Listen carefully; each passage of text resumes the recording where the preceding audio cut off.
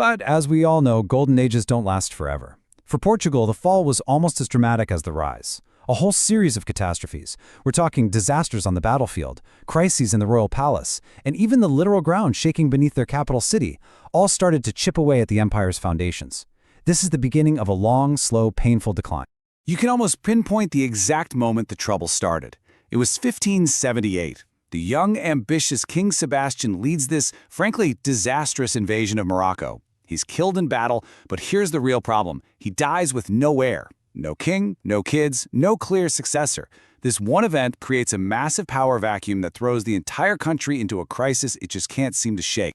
And that crisis, it leads directly to this. With no one to take the Portuguese crown, King Philip II of Spain, who actually had a pretty solid claim through his mother, steps in and takes over. For the next 60 years, Portugal basically loses its independence. It's now part of the Iberian Union, tied to Spain. And that means its resources get drained, fighting Spain's enemies, its empire is attacked by Spain's rivals. It was a really rough period for the Portuguese.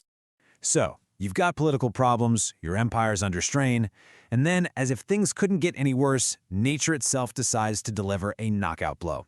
In 1755, a monster earthquake hits Lisbon.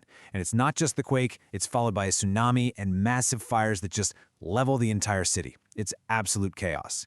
And in the middle of all this devastation, the Prime Minister, the Marquis of Pombal, is said to have given this incredibly blunt, pragmatic response. What now? We bury the dead and feed the living. It just perfectly captures the sheer scale of the task ahead of them. And then comes the blow that really seals the deal, at least for that first great empire.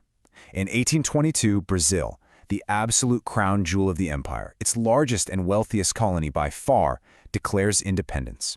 The economic hit was massive, of course, but the psychological blow was just as bad.